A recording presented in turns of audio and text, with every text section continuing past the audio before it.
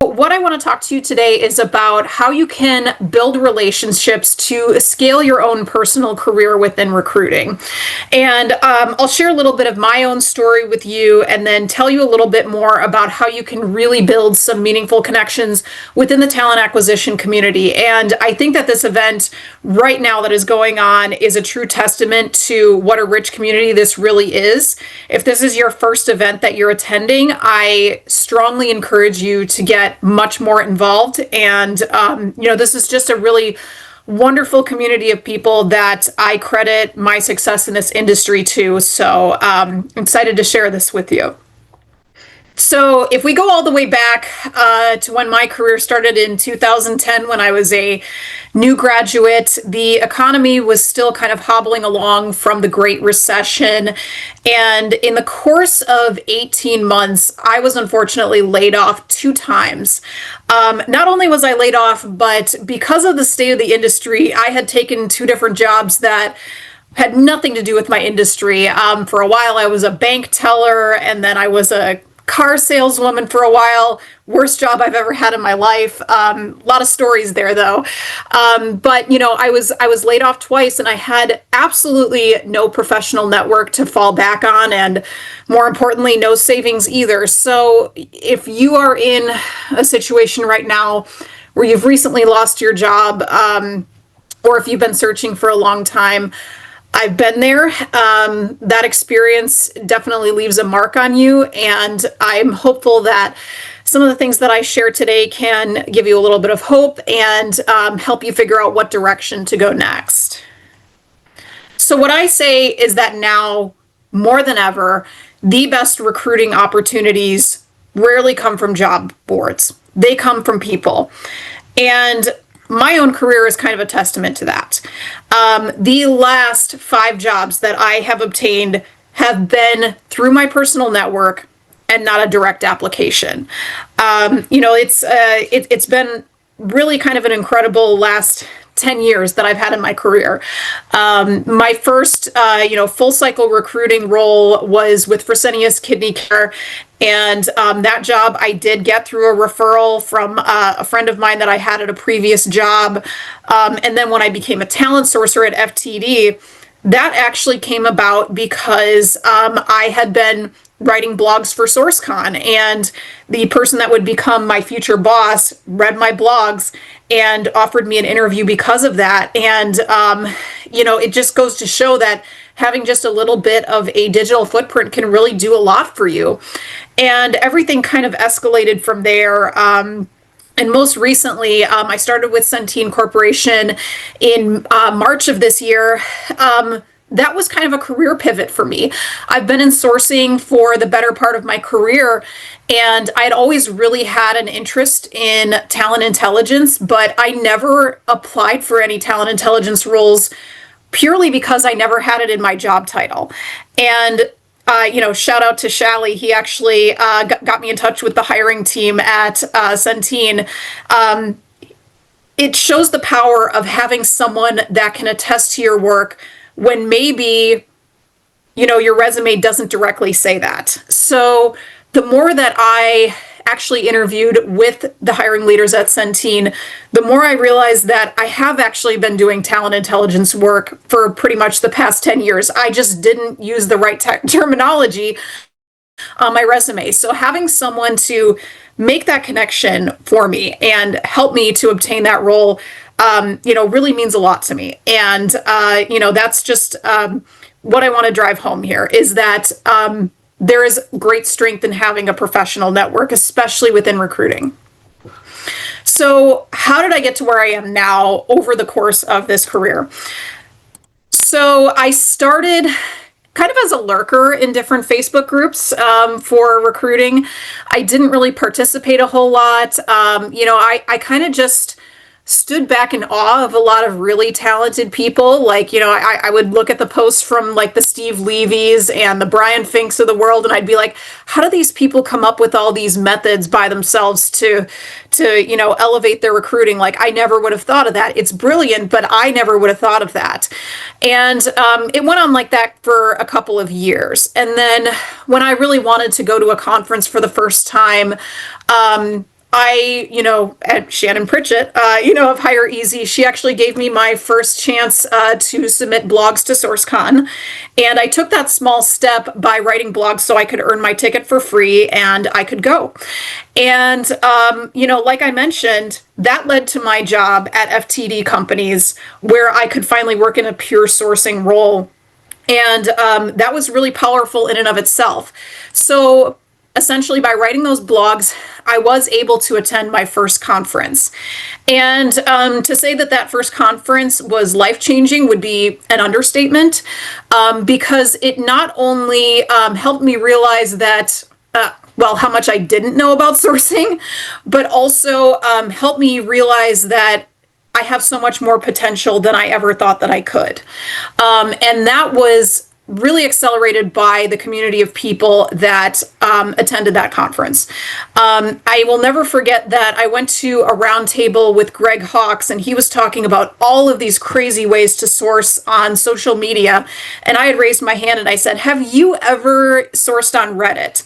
And he said, that sounds like an interesting place to source, but I've never done it because it kind of scares me. And I thought, okay, if someone like Greg Hawkes has never sourced on Reddit before, maybe here's an opportunity for me to be the first major person to do the research here and maybe elevate this as part of my brand. And that's exactly what I did. At my second conference, I really knew that this was something that I wanted to get involved with. I volunteered on the welcome wagon. I led a round table. And with each conference, I really made some wonderful and meaningful connections with a lot of people. And that really kind of went beyond just the conferences themselves. I think Brian Fink will tell you that, we're talking all the time saying like, hey, did you check out this new tool? Oh, did you see this? This is so cool. But I have so many people like that in this community. And I say that once you have, developed those friends that are as nerdy about this stuff as you are, you tend to learn by osmosis. Like, you're just going to be learning all the time because of the people that you surround yourself with. And then my third conference, I attended as a speaker. So, from there, it kind of snowballed, and I was consistently speaking at a lot of different conferences and webinars.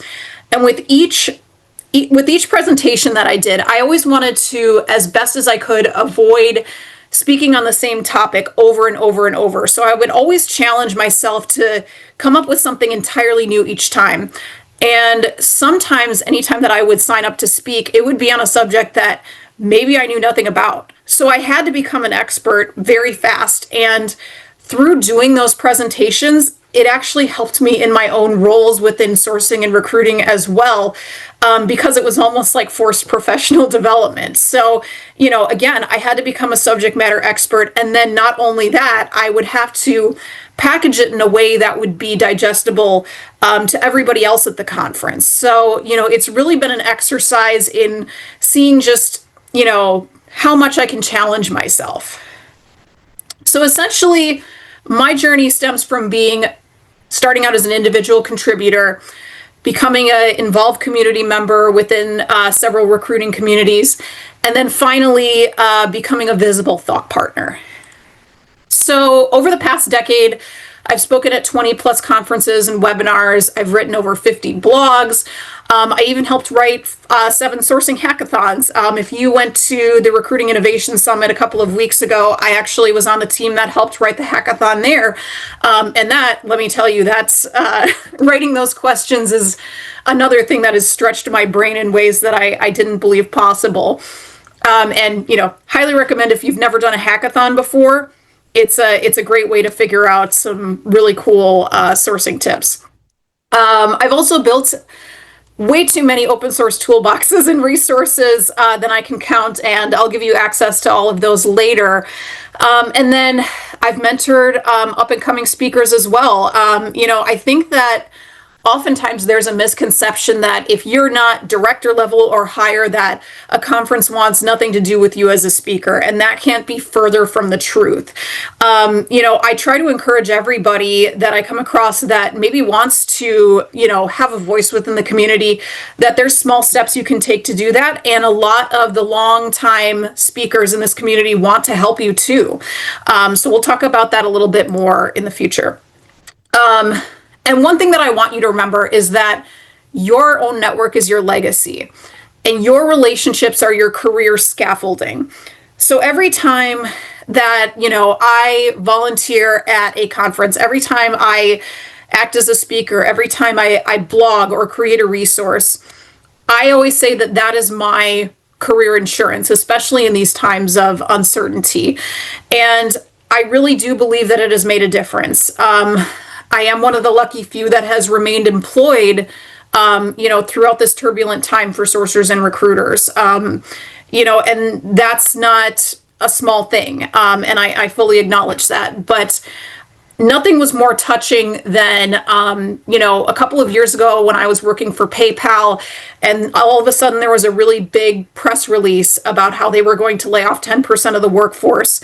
And within half an hour of that press release dropping, I had Steve Levy on my phone, I had Dean DaCosta on the phone, I had Brian on my phone, I had Michael Goldberg on my phone, all calling to ask if I was okay.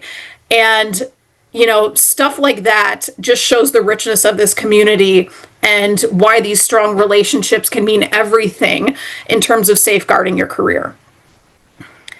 So you don't necessarily have to be a speaker or a public figure to build a rich network of people. There's two different paths that I believe are, viable for community visibility. You can either be a public figure or a quiet builder. And, those quiet builders in the community are just as, wonderful as the people that are on stage all the time. Sometimes those quiet builders are the ones that are, just building all of the things that make our profession what it is. So let's say that you wanted to bring your ideas to a public stage. You can start small by maybe recording short videos to post to LinkedIn with impactful tips and tricks that have personally helped you. You can volunteer to be part of a discussion panel. You wouldn't believe how many times conferences and webcasts are looking for people just to share their opinion in more of an unstructured way. So I love being parts of panels because it means no slides for me to create leading up to the event. Appear as a guest on a webcast. But essentially reach out to the conference organizers. It's usually pretty easy to find out who those people are from the conference websites, but I will give you some links to some places that are actually looking for speakers that have submission forms on their website. But when pitching your session ideas to organizers, be sure to include things like highlights of your background that would uniquely qualify you to maybe speak on a subject. Propose the titles for your session. Make sure to include a brief summary, and then 4 to 5 key takeaways for the audience. And some of the non-speaking opportunities that you can use to build your network.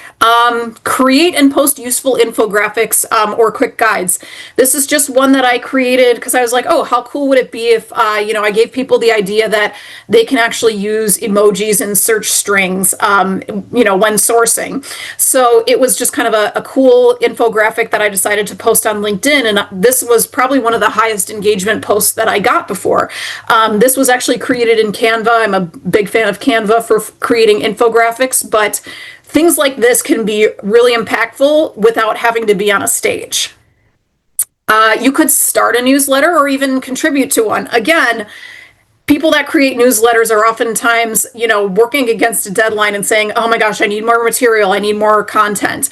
Like Mikey Wheel, he runs a really great newsletter that I get every week. It's called Job Booskar. And then Recruiting Brain Food, that goes out every week. Hung Lee takes submissions all the time for those. The Talent Intelligence Collective, Toby Culshaw runs that newsletter. And then, of course, you can create an open source toolbox to share the resources that you maybe use for a specialized area within recruiting. This screenshot here is a toolbox that I created called the Talent Intelligence Starter Kit. So I know that I mentioned before that I recently made the pivot from talent sourcing to talent intelligence. And this essentially is the toolbox that I wish I would have had when I was a very beginner, becoming a researcher as my primary focus in my role. So that's really kind of the lesson that I would like to drive home here is you all have the ability to be the person that you needed when maybe you were earlier in your career. So there's a couple of ideas that you can have for action items, both big steps and small steps. Maybe it's as simple as just joining a recruiting group or, posting your LinkedIn URL in the chat right now to get some of those connections of everyone else that is here to learn today. Set up a coffee chat with a previous speaker or industry leader. Most of them are more than willing to, spend some time with you. And then, big leaps like start a recruiting newsletter, create a repository of resources, sign up to volunteer at a conference. And one other thing that I want to drive home is please don't forget to pay it forward, especially in the uncertain times that we are now. If you are lucky enough to be contacted for a recruiting job, take the call. Take it, even if you know it is not the right fit for you. If they send you maybe the salary range and you're like, oh, that is way too low, I can't take that. Take the call because that is an opportunity for you to make a connection with that recruiter, maybe for yourself in the future if something else more aligned comes along, or on behalf of someone you know that has been out of work long term. Because if you have that conversation and you spend a little bit of time with them, you can say like, you know what, after hearing from you, I don't think it's the right fit, but I know somebody that I would wholeheartedly recommend. And, the fact that you took the call, you can provide your friend with more information as well that maybe didn't get reached out to. Have you presented before? Is there anyone with potential that you can help elevate in the community? We're always looking for new speakers at these conferences. And a lot of times I think that the hesitation from new speakers is maybe they don't know where to start. So if you've presented before and maybe you want to help somebody put together, their presentation or give them tips on anything that they already have, look for those opportunities. And even when you feel like maybe you have nothing to offer, I think it's an understated thing even just to be an empathetic listening ear. I always like to say that there's a lot of power in the phrase, wow, that sucks. Even just to commiserate with someone. Like, instead of just saying like, oh, it'll get better. Sometimes it feels better and validating just to hear someone say, wow, that sucks. I'm sorry. Do you want to talk about it? So this QR code here is going to take you to a resource page that I created, yet another toolbox. It's going to list a couple of recruiting conferences, podcasts. There's LinkedIn profiles of some of the conference organizers that you can reach out to directly if you want to express an interest. There's some speaker nomination pages in there as well. And there's some of my old toolboxes as well that I've created if you want to use those for inspiration to create your own. So I'll give you just like another 2 seconds or so to scan this QR code, and I'll make sure to also drop the link into the chat for all of you. And then finally, please feel free to connect with me. And I mean that when I say if you want to be a speaker, maybe on the next FRBR, and you want a mentor leading up to it, please let me know. I would love to help elevate the next voice within talent acquisition.